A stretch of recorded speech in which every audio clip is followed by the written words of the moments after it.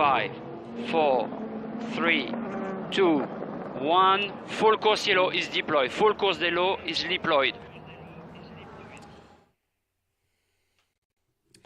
Yes, hello everybody, and welcome to another edition of what we call Full Course Yellow here on the In Pit Lane YouTube channel and on the Facebook page as well. There's been some updates to the software. You probably can see now. We have rounded corners, and I'm in a box. I don't know why I'm in a box, but apparently I'm in a box now. So there you go. So yeah, there we are. Yes, I'm in a box. If I could just figure out what side of the box I'm in. But anyway, coming up on the program. You're in a glass case of emotion, Brett. I'm in something, I tell you what, and that voice, that disembodied voice is coming all the way from Queensland, and here's Mark Jones. He's joining us, informing us that, in fact, there is 7 days to Bathurst, and alongside him is our own Peter Johnson as well. Go, guys, how are we? Unable to resist Anchorman quotes. Yeah. Yes, well, anyway, so it was good to see everybody on board. We'll catch up with people. We started the new software does something different. When we hit go live, it automatically runs the intro, which is one less thing for me to do, which is very nice. But it also means that we sort of jump in a little bit quicker than we normally would. So if you're just joining us, it's probably going to be a fairly quick show tonight because, as you can see, there's only the three of us, and as you might be able to hear, I've got absolutely destroyed voice at the moment, and I haven't slept for 48 hours. So, and Peter's aware of why, and it's not a good reason either. Anyway, let's chat about what's happening in the wonderful world of sport that is motor. Daniel Ricciardo he's a very, very popular man because apparently not only is he in demand from Supercars, but now the CEO of the US Grand Prix at Circuit of the Americas is saying, please, Daniel, we would love to have you because everybody loves you here and we'd really like you to turn up. Even if you're not racing, we'll make it worth your while and we'll make a big fuss of you and you can say goodbye to your legion of American fans. So it must be nice to be popular. Oh, I think Sky F1 has got to be nuts not to get Daniel on board as as one of their talking heads for the next for the US Grand Prix. My only thought about that is I would much rather see him take a really good break. It's the old saying, how are we going to miss you if you won't go away? It'd be very nice if he just, I think he doesn't have to do anything really. He's going to remain in demand. He's certainly going to be in huge demand, obviously, for the Australian Grand Prix from both Sky F1, but also from the local broadcasters here, both Foxtel and Channel 10. So, under the circumstances, perhaps with the emotion of Singapore and all the rest of it, it might be better if he just takes a break and says, thanks but no thanks, and disappears for the rest of the year, and makes a comeback next year in front of the cameras or doing whatever it is that he's doing. Yeah, well, it's probably going to be a bit raw, for want of a better term. I mean, to show up to the Grand Prix and then not be doing anything, helmet on, is, I mean, we see frequently that race drivers do tend to make very poor spectators. That's a broad I think it'd also be tough on Liam Lawson as well too, because he's obviously going to be the sort of big thing, and everybody's sort of saying everybody's making a fuss of the guy you've just replaced, and it's like he might not be as fast as Yuki Tsunoda, and you're probably the next big thing, Liam, but oh my God, how we love this guy. I mean, he's so wonderful. It's like being the new dog and the new puppy and the old dog. So I Can you would do something like, hey Liam, can you do something like drink out of your racing glove, maybe? Well, I tell you what he can do, and he does quite well actually, is he sings and plays guitar very well. In fact, he's released a couple of singles in New Zealand, and he's actually quite good. So perhaps that's what he could do. Perhaps if he wants to perhaps if he wants to win over the Texas crowd, he can sort of throw on a cowboy hat and stump himself up on a hay bale somewhere and sing Home on the Range or something. I mean, That Or might deep in the take- heart of Texas.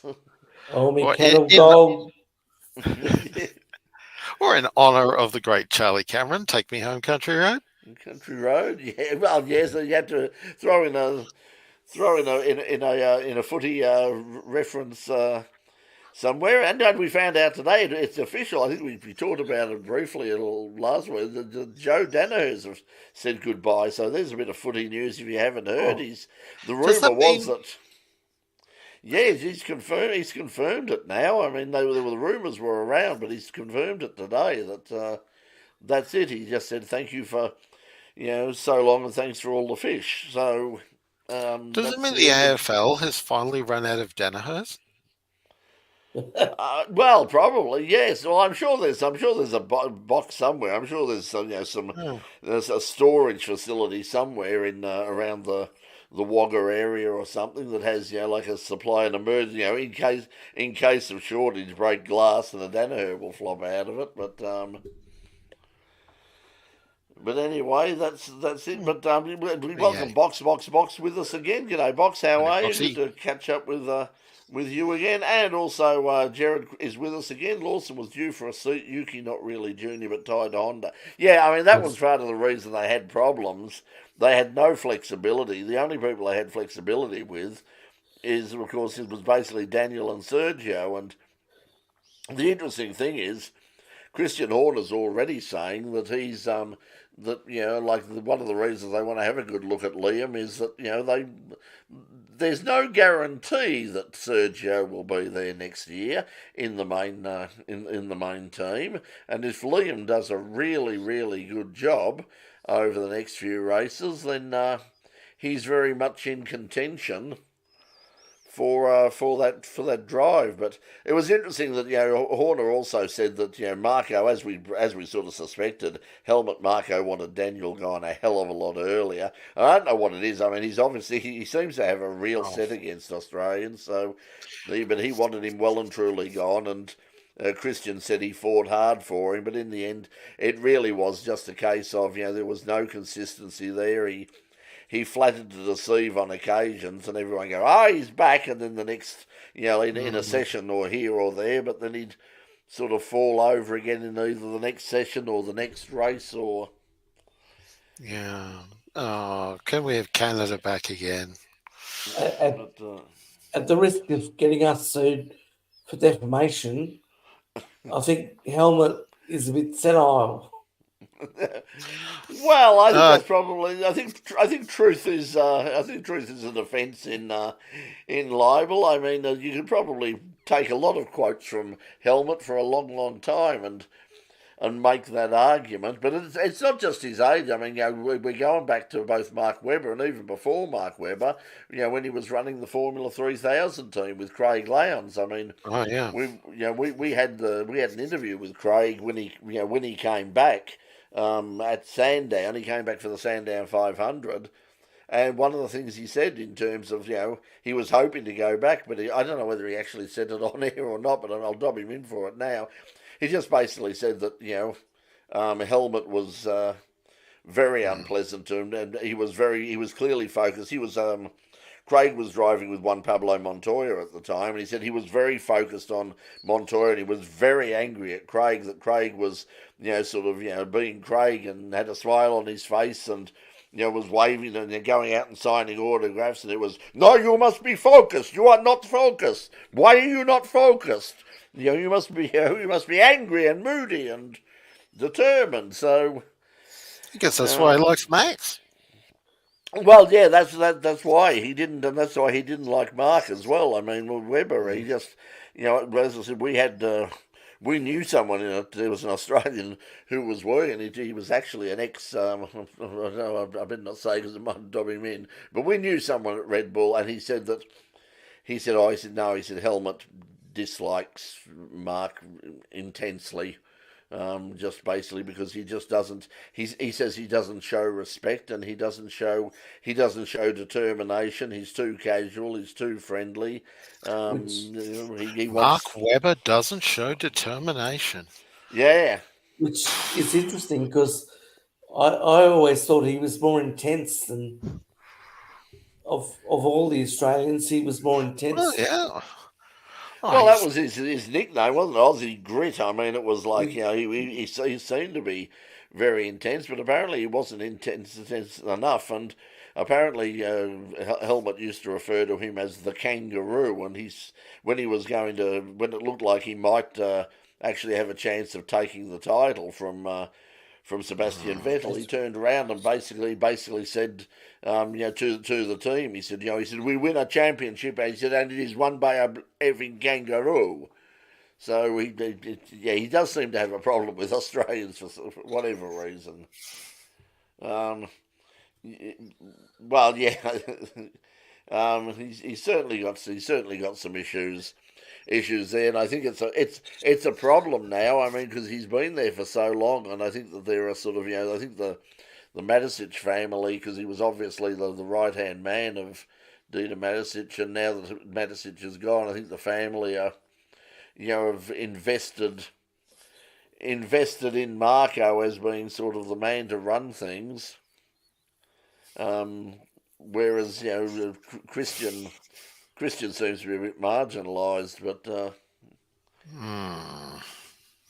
anyway, yeah. as Jill said, both cars are upgraded. Last race didn't work on soft No. tyres. No, that's true, and I mean Max is obviously very angry at the moment because he's.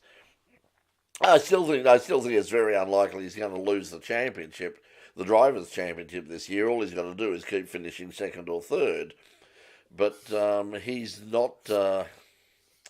He's obviously not. He's obviously not happy with the car and what's happened, and whether that's got anything to do with Adrian sort of leaving and being out of the site now. It's interesting. Aston Martin, Mike Cracker's come out and basically told the Aston Martin team, you've got to we've got to lift our game. We can't wait That's a fair around point, until Adrian sort of comes on board because he's sort of on gardening leave at the moment, and his focus is going to be on the 2026 car. And they're saying, look, we can't just sort of go, it's going to be we're cruising, we got Adrian Newey, everything's going to be terrific. No, it won't be for a while, and it may not be. I mean, it's still it's a long time. We haven't.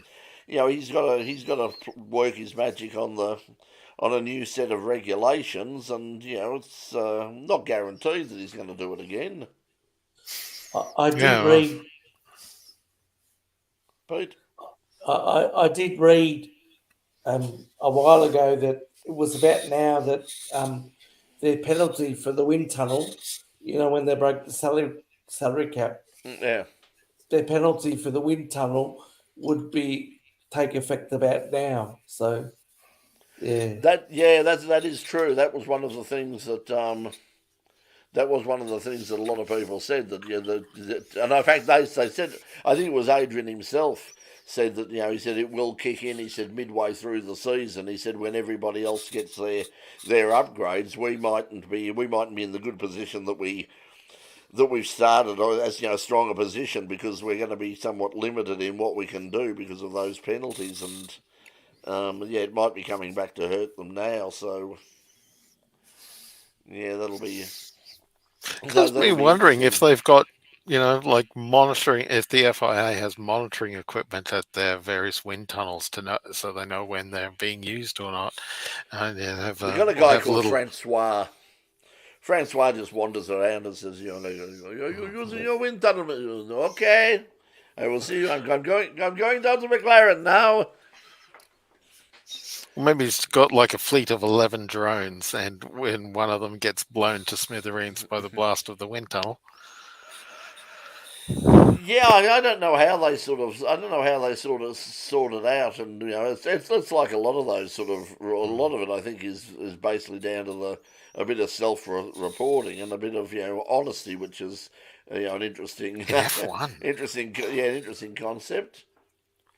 But anyway, who knows what who knows what'll happen for the rest of the year, whether they can turn around and get back on track with McLaren.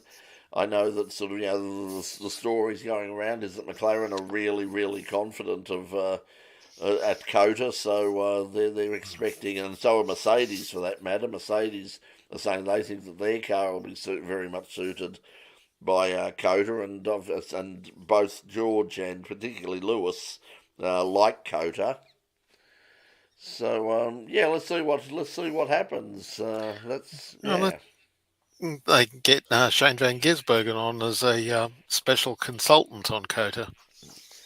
Yeah, well, I think he's a little bit busy at the moment with the Xfinity series. He made a great comeback. I mean, he had all sorts of problems in the Xfinity series at the last round with the handling, and eventually they found the sweet spot in terms, and it was just basically tyre pressures. They kept fiddling with it, and eventually it's like that. There, okay, got it. That's it. And they took a lot of pressure out of the tyres. To make it work. But once it worked, he stormed back through, and this is on the oval, and came back in eighth place. So You beauty. yeah, so he's still in contention for the playoffs because they're now into the playoffs, and I think it's the first eight that go through to the next round. So he hung on by the skin of his teeth, and he's still there. There was he's been like an automatic qualifier because he won races. And won Yeah, but several races. Now that they're in the qualifier, they knock him off. Yeah. So that was the thing. If he'd have finished outside, I think he would have been. Yeah. Oh right, I see what you mean. Yeah. Okay. Yeah, it's basically like the final system in football now, and it's like I'm not sure that I like it. Or I used to say no, I hate this thing, but I can see the point from from a television standpoint that it's and they're doing it in drag racing. NHRA are doing it now in NHRA drag racing. They've got their sort of playoffs as well, and I know that they're talking about Supercars have had a look at it. They've decided not to do it, but perhaps if they it'd make a massive because it would take in end of season races. That would take a lot of focus out of Bathurst for one. Well, I think that's part of the problem. I mean that with Bathurst at the moment is it's another round of the championship, and if you're going for the championship, you've got to make the decision. Well, what's more important, winning Bathurst, or do I just say no? Look, I really need to bank some points here. We could really push hard and win the and bin it, or we could just cruise around and pick up second or third and be comfortable with the points. I kind of think historically that almost all drivers say sod it, I want the Bathurst win rather than a championship win. I think the drivers would, but I don't know whether the teams would be too keen. Well, yeah, but the teams aren't in the car making the drivers' decisions. Well, because we've seen like Jamie Win Cup, yeah, and SVG as well as and just last year, SVG and Brody Kostecki went at it for the entire race. They weren't. Their concern was, well, if I don't try hard to win the race, I'm not going to get enough points because the other guy's going after the points. But it's the same. I mean, going after the win. Sorry, getting the maximum points for the race win. Like the best form of defending a high championship position is attack. But it's the same principle in Formula One. The team's championship is income for the team as well as moving up the pit lane. So the teams want the championship rather than the drivers' championship. Yeah, I think that is part of the problem. That there's now some confusion there, but we've seen that. Coming around, I mean, it all starts next week, and I mean, next week on Full Course Yellow it'll obviously be the first day of Bathurst, so we'll have plenty to talk about. We can have a look at at least the practice sessions and perhaps get an idea of who's doing what and why. The interesting thing at the moment is going to be just what happens with the Fords that. They've done some testing up your way, Mark, where they went out to Queensland Raceway and they've thrown in the GT3 crankshaft to try and stop these problems that they had at Sandown, because they only had the one problem in the race, but then the next day at the sponsors' rides, I don't know how hard they're bloody pushing these sponsors' rides, but they had a few issues there. Well, I also imagine they're doing a lot of stop-start cycling through that. I think that was the I think that was the argument that they were using, is that they were it was like like a handful of laps and pull in, get people out, get people back in again, let the car cools down a bit, then fires up and away it goes for another 2 or 3 laps, and that was taking its toll on the car. So whether that's a problem for Bathurst or not, but they're not going to take too many. They're not going to take too many risks, and they're going to try and apparently put the GT3 crankshaft in, no matter what the rules say, because I think they're really concerned that it would be an absolute disaster for them if we got to sort of the tough end of the day and there was half a dozen Mustangs sitting in garages with broken crankshafts. And the word is that some of them won't get the configuration, the GT3 configuration, till actually Bathurst, so they'll be installing them at Bathurst. Yeah, well, I only brought the one, like it apparently came in sort of like literally in sort of carry-on luggage sort of thing. Somebody brought one across, and because they're not exactly thick on the ground out here, so we've got a GT, we've obviously got the GT4. Yeah, there's a few of them, and there's a production car or two as well, but they're not. They don't have the G-Wiz super duper, like beefed up specifications. The other interesting thing today has got down at the bottom there is General Motors look like they're going to re-sign, but the interesting thing is they've said that they are racing the Camaro, and they intend to be racing the Camaro until the 12th of never. Basically, they said but whether it's NASCAR or whether it's Supercar. In those two categories, our car of choice is the Camaro, even though we don't sell it anymore. And the news from America now is that the commentators and everybody have basically been instructed that the cars are not to be called Camaros anymore. They're just going to be called Chevrolets. They're Chevys, and so it's going to be Ford, Mustang, Toyota Camry, and Chevys. That's going to be, it's just Chev, and that's what it is, and you won't be able to buy one. And they've said at the moment that their focus is on SUVs and electric cars. Well, that's interesting, because I hear ads on the radio at the moment for a Chevrolet. They don't call it everything, or they call it a Silverado, but it is a Ute. But they basically emphasise Chevrolet. They don't. Really that's what he was saying. He said the cars we sell, he said it's still going, even though you can't buy a Camaro, you can still buy a Chevrolet. He said if you want a performance Chevy, you can get a Corvette, but if you buy a Silverado or one of the cars that we bring in, it's still going to be a Chevy. So even though it's not a Camaro, it's a Chevy, and that's the brand. Especially because Chev doesn't have the tradition that Holden obviously had in Australia.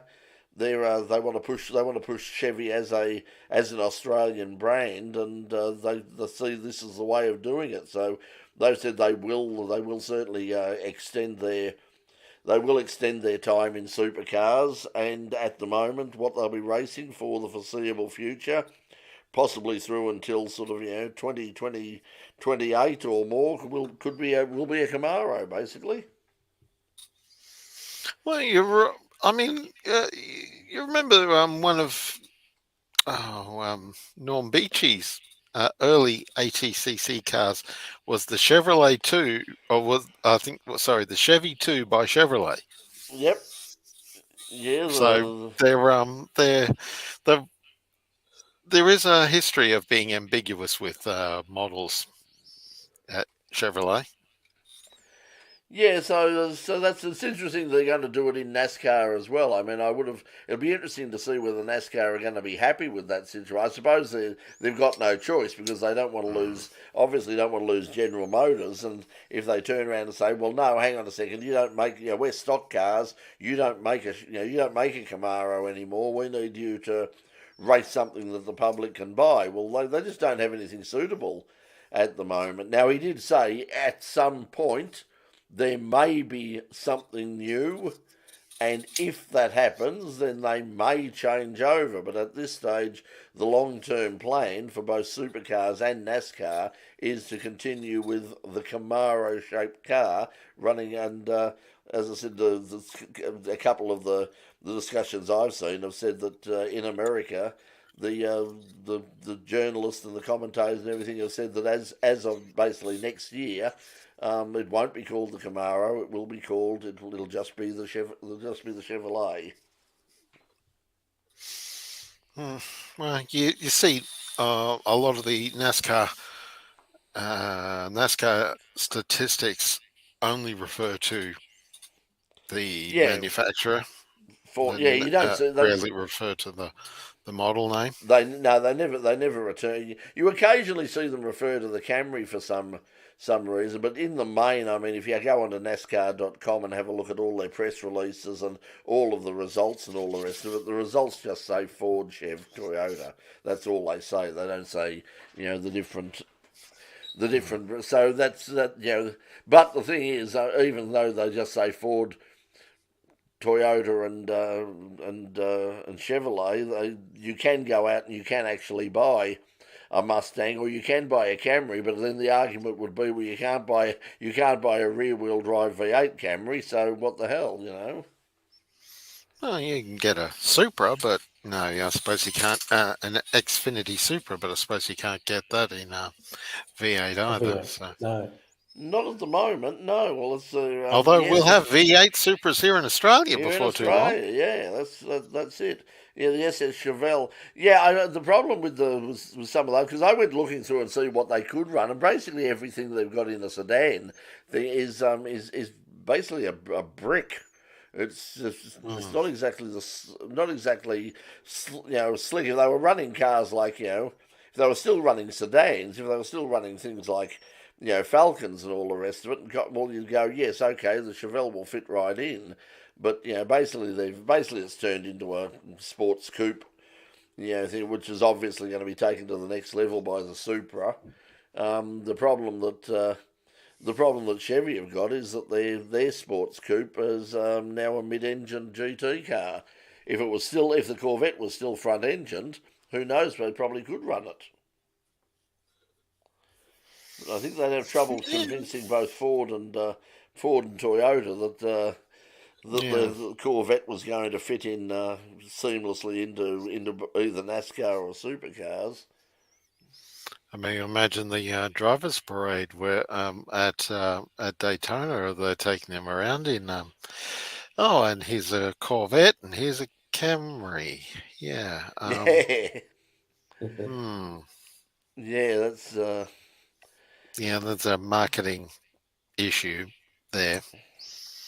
But anyway, so we're going to we're heading to. We'll obviously have our preview of Bathurst next week. One thing that we will be doing, I'll put it up at some stage, is looking for sort of memories of sort of highlights of Bathurst over the years, and we might as well start with you guys in terms of Mark, let's start with you first of all. Your number one. If someone said, "What is your number one Bathurst moment?" What would it be? That's so many. I mean, for the longest time, there was it was the last dozen laps or so of 1994, where Craig Lowndes announces himself, and by the same token, we also had maybe Dick Johnson's finest ever performance as a driver at Bathurst. He was very much the senior driver compared to JB that day. Dick put in a phenomenal drive, which only Brad Jones was able to match on the day. But then, we've had 2014, and you look at that crazy, crazy 2014 race, and I think it's nigh on impossible to say that there is a Bathurst 1000 moment, a race that was better than 2014. Just can't, like, last to first for Chas Mostert and Paul Morris, come from behind and from so far behind, because Paul also had a small incident. I think it was at Griffin's Bend as well, and they still came back and were. They didn't lead a single lap all day, and Jamie Whincup runs out of fuel on the last row. And there was so much other drama in that same race. There was Tander and McLaughlin, and Whincup at coming out of the chase late in the race. And it certainly doesn't disappoint. I mean, it's hard to recall. I mean, whether it's the 1,000 or the 12 hours or the 24 hours. yeah, I mean, it's 12 it's hours hard and to 20, it's hard to think of bad races anywhere. But Pete, what's your memory? Well, comparable to that is Russell Ingall and Larry Perkins going from last to first. 97. Yeah, but 97? Peter Brock, 95. yeah, I 95, don't know I which. think. Yeah. Yeah, I don't know which year it was, but comparable to that. But Peter Brock was my hero, so all his wins were, sorry to be parochial, but No reason and a not to be. I fan. mean, I nominated Dick Johnson, didn't I? Yeah, Yeah, I would go. That's the one that when I was thinking about this last, I thought, like, oh, there's so many, and I've still got an incredible soft spot for that incredible last lap when sort of Brock in the A9X Tirana decided, like he's basically a lap in front of the entire field, and Alan and then Moffat just was in the commentary box. yeah, and it's like, like there and there, it's like, well, it's the last lap. Well, it's I'm a lap in front, rather than just cruise around and say wave to everybody and say it's 6 like laps in front. six, and then just let's set a new lap record, and just absolutely blitzed it. But there's obviously so many. I Well, mean, the Greg Murphy and the lap from God and. Yes, and the And the five and the the 5 minute 1981. penalty when Yeah, Greg, he was in the toilet for yeah, yeah, five Greg minutes. Murphy's had the top and tail of Bathurst experiences, hasn't he? Yeah.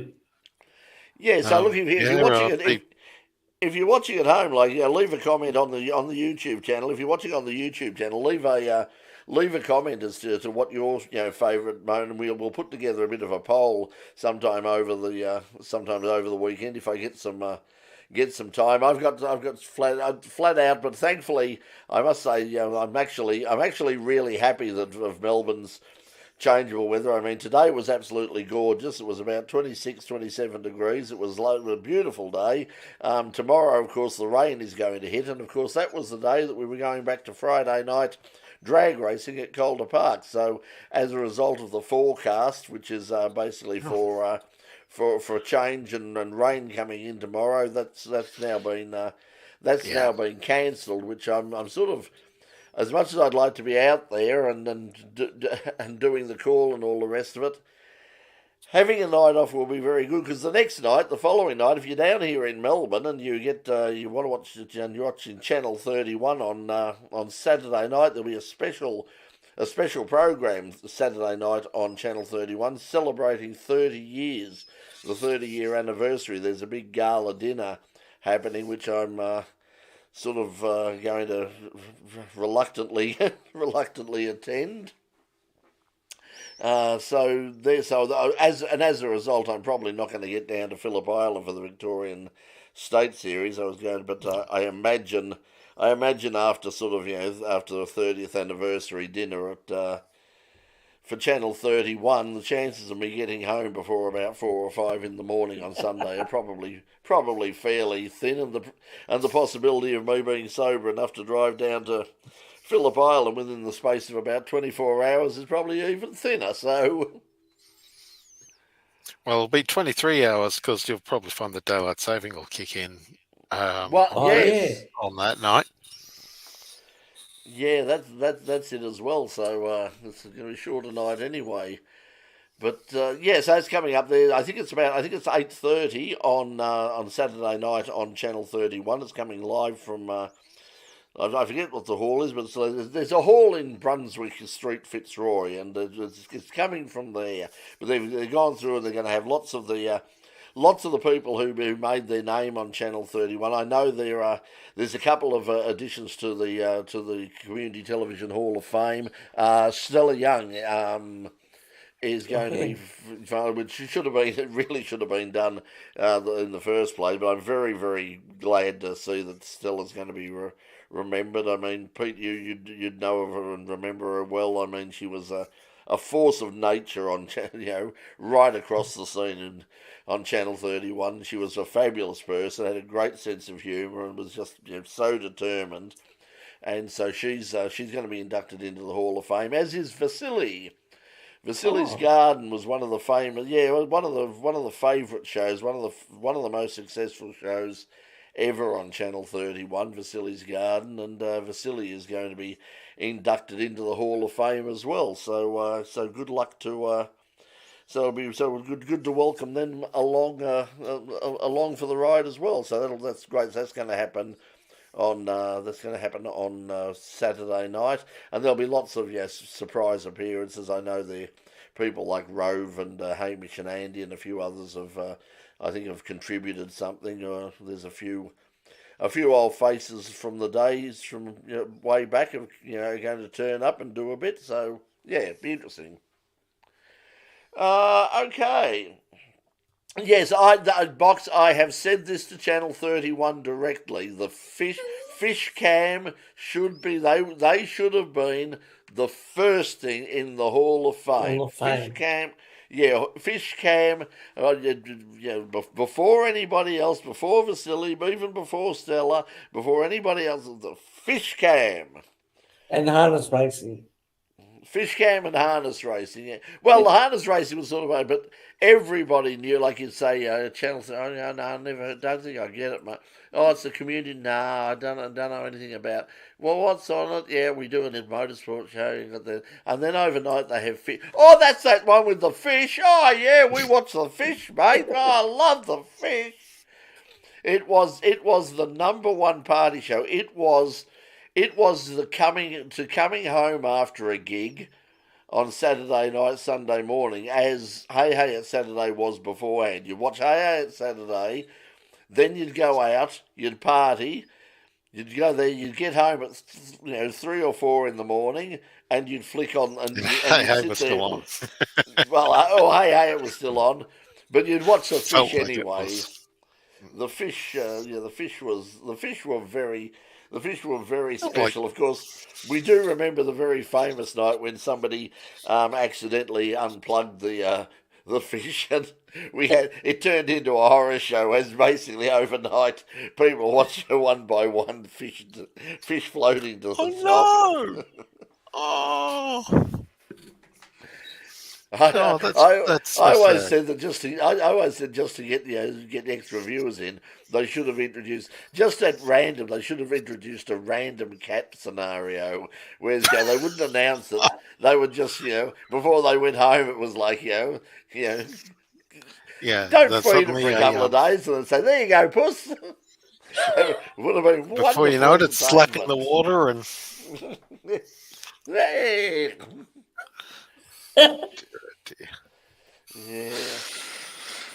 Anyway, so that's coming up on the weekend.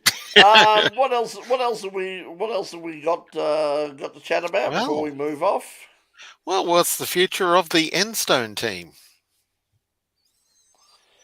Formula One, the team, some occasionally known as Renault or Benetton Well, or Lotus or currently well, Alpine. they're saying that the team is going to continue. It's just not going to have Renault engines. Now, what's happened and has been sort of announced today is that the French unions, being French unions, have got very angsty about it and basically saying this is an insult to French workers everywhere and the pride of France, and there is substantial government money still involved in both Renault and Peugeot, and they're sort of saying, well, if they're going to spend all this money to race in Formula One, they're basically saying, well, our engineers, our designers, our mechanics, they're not good enough. We have to have a German engine if we want to be competitive.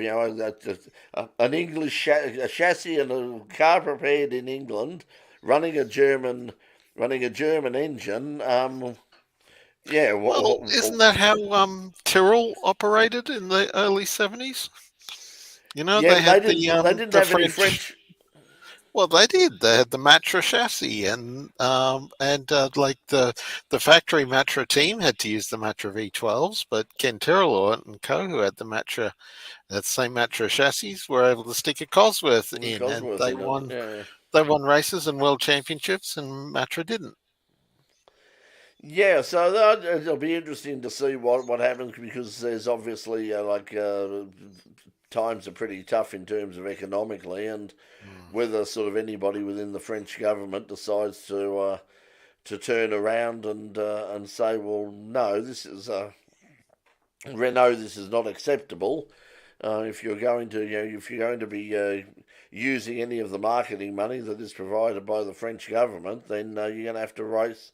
You're going to have to race a car with a Renault engine. Now, the interesting thing is they've already said that they have no intention of changing the engine in the World Endurance Championship car. That will still that's very working definitely quite well. be. Yeah, it seems to be, and that's one of the things that even the union said. It's like, we've shown, we're showing in the World Endurance Championship the cars are becoming more competitive, and we would like to given the WEC the engines possibility.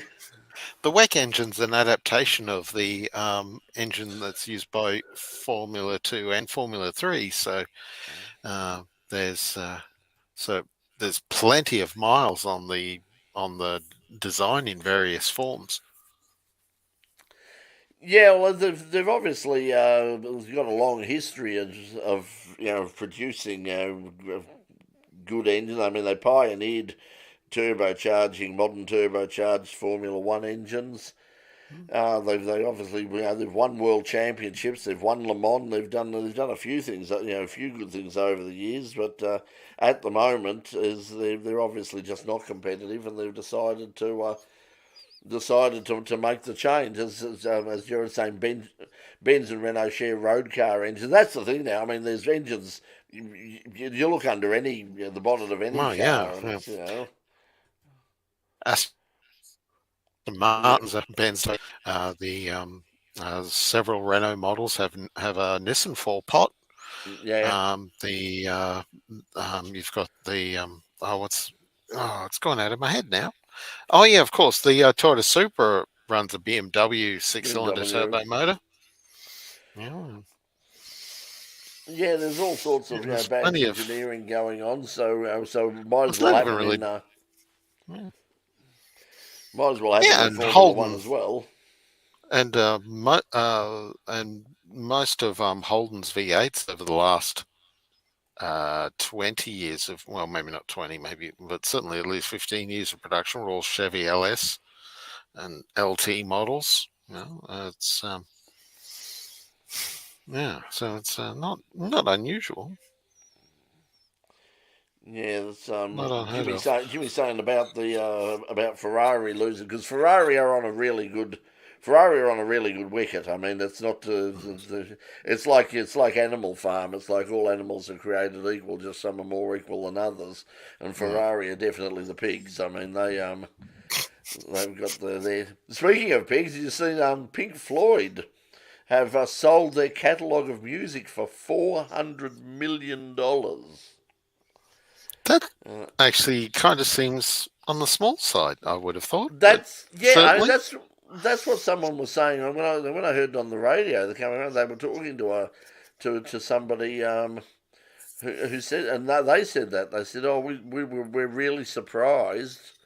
But then somebody also said that it's a lot of the music is not commercially friendly. It's like they said there's how much of Pink Floyd's catalogue is going to suddenly start popping up as as cheery background music for supermarket ads or that sort of thing. It's like stuff from the final cut will be really desperately exciting. Yeah, and I suppose lyrics for stuff like "When the Tigers Broke Free" But yeah, doesn't really, that kind of doesn't really work. yes, Mother, do Or you think they dropped the bomb? Yes, very you can't really yeah. see them using it to replace Katy Perry on MasterChef with that. Yes, Oh yeah, Michael Michael Andretti. Andretti Yeah, stepping Michael out of. Well, Andretti. maybe. Yeah, so Well, that's no. interesting as well. And it's like didn't see eye to eye with Dan Towers. Also, obviously, not seeing eye to eye with a lot of people in Formula One as well, and perhaps by stepping aside or being forced aside, whatever things might open up and get a little bit easier because there was a lot of feedback from a lot of people, a lot of very of European noses out of joint, going like who the hell is this person? Like as someone said, like well, the name Andretti adds nothing to our sport, which is crazy, but Yeah, just yeah. why can't you just be honest and say no? It's to protect our constructors' payments. Which is interesting because 23 XI Racing, I think it's Mm. called, and also what is it? Michael Jordan's NASCAR Yeah, team. his NASCAR team. They're going to court. They've filed antitrust arguments in the United States, basically taking Yeah. NASCAR to court, saying that the charter system, their franchise system, is anti-competitive, which indeed it is, as in fact is the franchise system here in with supercars and a few other things. That's I think the argument could easily be made that hang on, I mean we've got somebody like Peter Adderton, we have a car, we have sponsorship, we have drivers, we have Yeah, like everything we Gary need. Rogers a couple of years ago. Yeah, Gary Rogers is the same. Could be the same argument. Just by I can see. I see the point of having having the franchises, but by forcing people out, I mean, if people are prepared to make the commitment and say yes, no, we will be at all of the rounds and we will sign the same deal, basically that everybody else has, then they really shouldn't be kept out. They should be. It's like if you guys want to, if you got the money and you want to race, well, come in and race. Come in and join us, but not sort of like, oh no, we've got the pie is this big. We're not cutting it up into smaller pieces. We're happy with the size of the pie we've got at the moment. Mm. Yeah, it's not always the. Yeah, sometimes the status quo is well, people can't see beyond it and can't see the benefit of an alternative. But anyway, Mm. so coming up this weekend, by the way, the Victorian State Circuit Racing Championships, including the Australian National Formula Ford Championship, and also the sports prototypes. The sports prototypes are going to be down there, and they're Run the great to watch. prototype series. Yeah, they're a terrific category, and they look brilliant at Phillip Island. And as I said on the show, if you didn't see this week's edition of In Pit Lane, we had Travis Condon, who's currently leading the Victorian Sports Sedan Championship in that Oh, brilliant. Kermit Green Corolla. So he was on the program along with Mark Torbitts, and Mark is in the Dick Barber Racing, Bob Garrettson, Alan Moffat lookalike Porsche 944, the Apple Computer paint scheme that Oh, was carried. He's yeah. 944 has been painted up to look identical. It looks fantastic too. It's a great Brilliant. looking car. So that'll stand out. So you'll notice that, and if you can't get down there on the weekend, that is being streamed on Blendline TV as well. Also coming up on the weekend up at Winter Motor Raceway, the AASA Super Series will be running. So they're going to be up there running, which will also be, I think, on it's on Channel 7. I think that they're going to stream it as well. And also the National Drag Racing Championship have signed. They've re-signed. They've extended their deal for another 2 years with 7. So 7 Plus are going to have quite a lot of motorsport on. Then, of course, on two wheels, you've got the Australian Superbike Championships at the renamed Wakefield Park, the new and improved One Raceway. Hate the name, love the look of the track. It's going to be really interesting to have a look at that over the weekend, see what the racing's like. And they've got a bit of a Zandvoort type banked corner. And I believe Brock Feedy is going to make an appearance there. Yeah, Brock's gonna race. So basically, it will be it's obviously a motorcycle event, but Brock Feeney will be there running some exhibition laps and taking the supercar around for a bit of a look. So yeah, that'll be worth seeing. So that's going to be on SBS and also on their I think on their Facebook page as well, possibly on their YouTube channel. Not sure about that, but certainly it'll be on SBS. The Superbikes good package on Speed Week on SBS over the weekend. So lots and lots of stuff to see, even if there's not a lot happening. The Velocity Historic meeting there is also being streamed on the Goodwood Road and Race YouTube channel as well, and they always do a fabulous job. Our friend in Pit Lane's own Rihanna is over there working on those productions. So Rihanna's out there doing the good job and basically representing in Pit Lane over in Europe for it. Yeah, Jared saying one race looks good, might get more event. That's what I'd love to find out what the plans are in terms of how many actual race meetings they're going to hold. And I've been trying to get in touch with Steve Shelley or somebody. I've sent a number of emails. I've sent messages.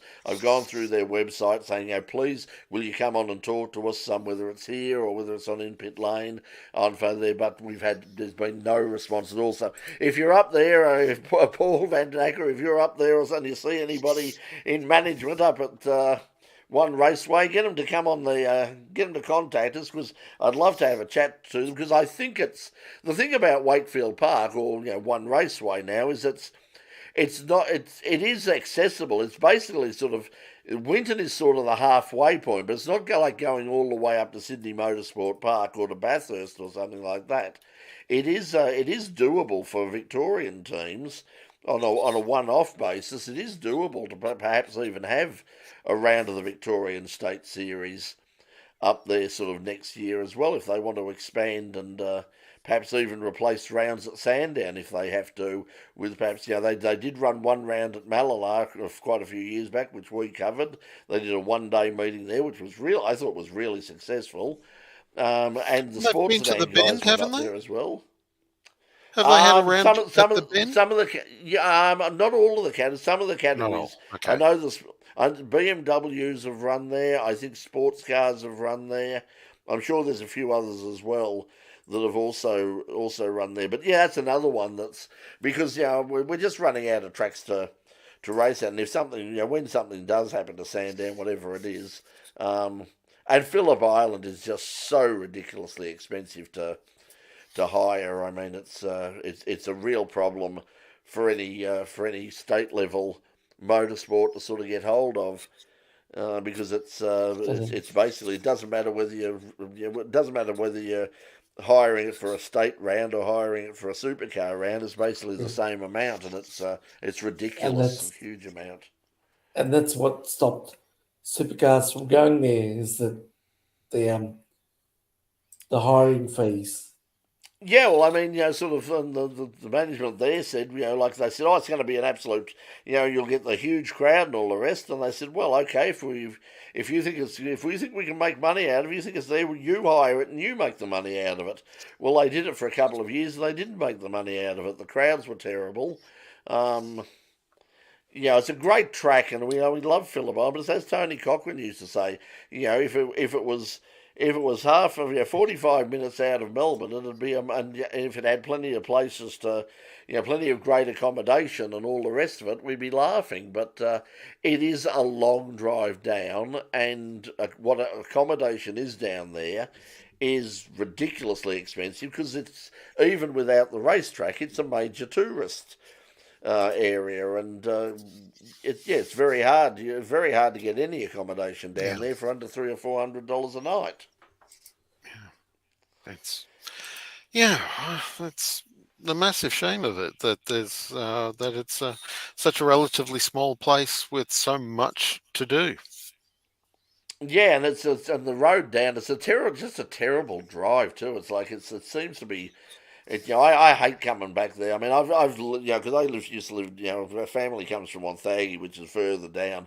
I've done that South Gippsland Bass Highway drive, from basically from when I was like 5 or 6 years old, riding with Dad in the car and all the rest of it, then driving myself from the time I was about 17, and it is the most dreary drive. It's just straight the whole way. They've actually now put a few bends in there artificially, basically to keep people awake, because then there's nowhere to stop, because basically it's Phillip Island, Grantville, Cranbourne. There's really nothing between those areas, or probably Tooradin. You can say, I suppose, Tooradin before Cranbourne, but either way, it's a long, long drive. Yeah, it's not all that often that a Macca's is a welcome sight. Yes, yeah. It would be the only time I ever call into McDonald's, because, with my back and everything was there, and I see that McDonald's, like, I don't care. I know it's McDonald's, but I'm stopping in there and I'm going to have something just to break up the trip.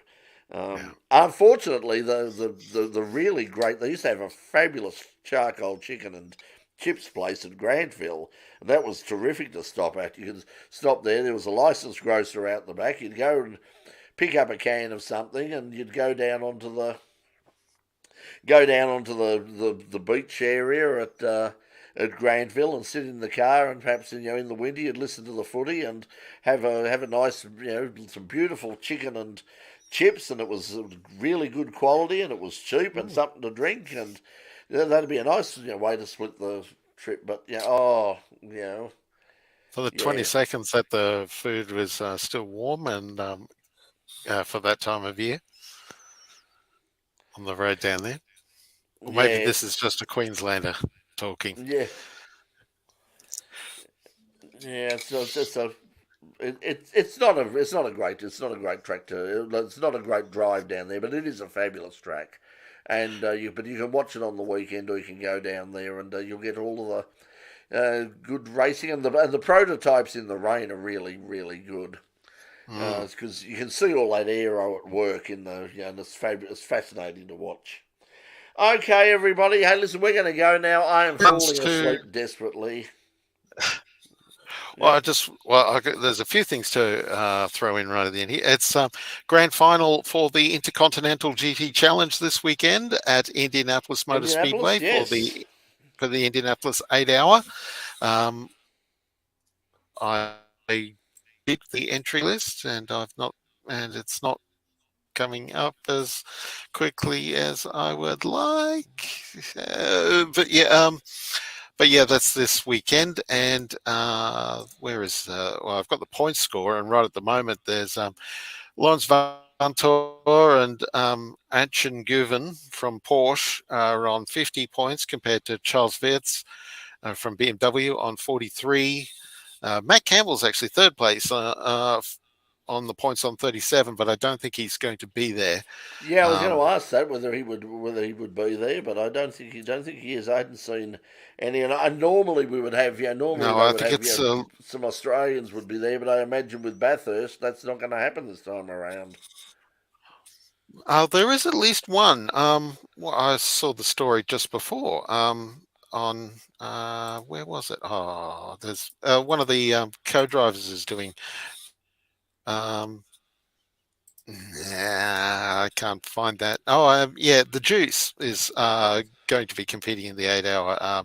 Jaden Ojeda is going to be one of Kenny Habul's co-drivers in the Sun right. Energy One Mercedes-Benz at the 8-hour.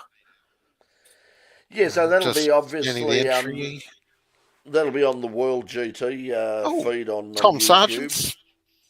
Sargent's in the race as Tom. well in a Porsche. Of course, he's based over there these days, so that's he wasn't coming back for the 1000 anyway. Yeah, so yeah, okay. Jared's obviously been in touch, so busy setting up to keep up with emails, responding on Facebook. Okay, well, hopefully we'll hear from them after they've got the first meeting out on the road. Triple Eight are there as well, actually. Oh, they're running there, are they? Yeah, with Prince Jeffrey and Jordan Love and Arjun Maini, the Indian racer.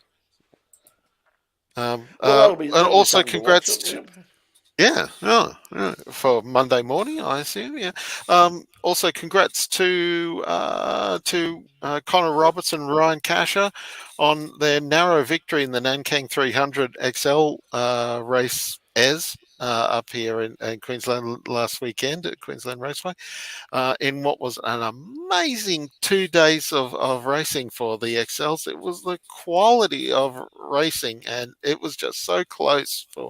They ran a 2 times 150 kilometre format, which, considering the XL race car gas tank runs for around 170 kilometres, 2 times 150 worked out quite nicely, so they didn't have to do any refueling, but they still did driver changes in both races. Second place to the brothers George and Jack Wood, who are cousins of Toyota 86 racer Alice Buckley. Third on the day is the GOAT of XL Cup racing in Queensland, Brett Parrish, with his co-driver, the Thailand-based TA2 racer Jay Robotham. Yes. Fantastic results for them. There were Nash Morris and his co-driver Cade Davey were right in the mix for quite some time, and they finished top 3 in the first race, but it all went west for them in the second race. And Declan Fraser was co-driving with Calais Warner, and they were going quite well until they fell out of the race as well. And there were quite a few other named drivers in the field as well, and it's just slipped out of my head at the moment. But it was a fabulous weekend of racing up here as well. And congrats also to Glenn Ebert and Luke Van Voort, who you might remember from the Toyota 86 series a couple of years ago. They've got a recently constructed Toyota Supra that runs as a production sports. It's not a GT4. It's a production sports car, and they got up for a pair of victories in the 1-hour production sports car races, which were fascinating affairs. They won the night race on Saturday night straight up. It was a much more torrid affair on the Sunday race, where the top 2 cars accidentally took each other out after one of the Porsches had a spin at turn 6 and was collected by the Porsche of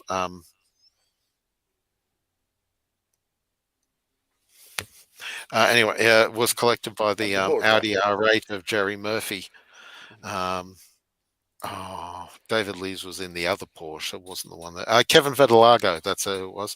Unfortunately, spun his Cup car at turn 6 and was then clipped by the second place Audi R8 LMS, of which was an older first generation R8 GT3 car with Jerry Murphy at the wheel. And good to see them running those cars. I mean, we used to see them a lot. We used to see them all the time in the Victorian.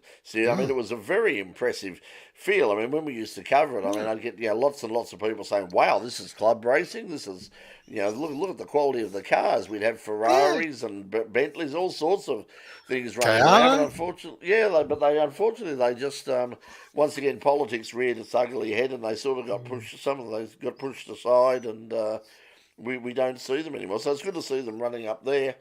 But Matt McKeldin had a brilliant race-long fight in the 2B class against Chris Batista in their Mazda MX-5s. You might recall Matt from TA2 and racing, and was a commentator back in the Procar days. One of the commentators on the Procar TV package, and the 2F class was a straight-up fight between a quintet of Toyota 86s that went on all weekend, and that was just brilliant to watch the five of them go at it.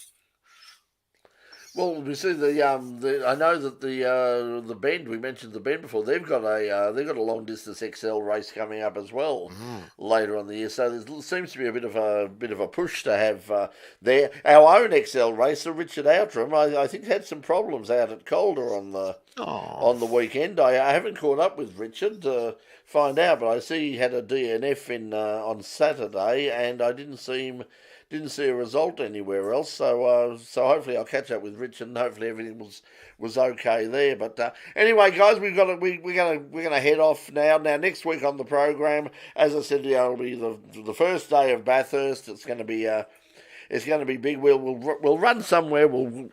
We will run sort of like a bit of a poll for your favourite Bathurst moment. See if we can pick out see if we can come to some agreement as to what the classic Bathurst 1000 moment is. But as we say, there's obviously so many of them. But if you've got any, if you're watching on, leave it in the comments either on the Facebook page or down on the comments here on the In Pit Lane YouTube channel. Just put it down underneath, and we'll pick out some of those moments. 2007. Yeah, well, we'll put it all in. We'll put it there because it looks like I've got a lot of typing to do over the weekend. Okay, thanks everybody. Thanks, Box. Another thumbs up. Thanks, really appreciate it. I'm going now to I'm going to take lots of painkillers and collapse into bed and hopefully sleep for about 14 hours. So I'll catch you. I will catch you next week. We'll see you Tuesday night on In Pit Lane, and if we can get the band in. Our band this week is Malibu Spacey, and you're gonna love the band coming in. And as I said, Doc will be back. Love the name. Yeah, great. They're a great band. Very sort of 60s vibes and really trippy and poppy and just real. You'll love them. So they're coming in. They're coming in. As I said, part of the reasons one of the reasons I'm absolutely zonked. We've had so many problems getting bands into the studio because of certain security things and traffic management issues at the university at RMIT, and I've just been sort of banging my head against the brick wall for 3 days trying to sort that out, and I'll be doing that again tomorrow. But right now, we will see you. So it's Tuesday night, 9 o'clock, live on the In Pit Lane YouTube channel, and then on Channel 31 at 9 o'clock the next night with the edited version. Then Thursday night, we'll have the first day of Bathurst, the In Pit Lane Big Bathurst Bash will be happening on Thursday. Mark, you're going to have to, because we're going to be starting an hour earlier for you, aren't we? Oh dear. I haven't applied for a day off of work on Friday yet either for Bathurst. For Bathurst. Yeah. Well, so hopefully you can make it, because the chaos is about to begin this weekend. Some of us are. I mean, I love daylight saving and all that, but I know that it's not everybody. It does create a lot of confusion. Okay, everybody, we're going to catch you. We're going to catch you later. We'll see you next week. Until then, thanks for joining us, everybody. Catch you later. Bye for now. All right.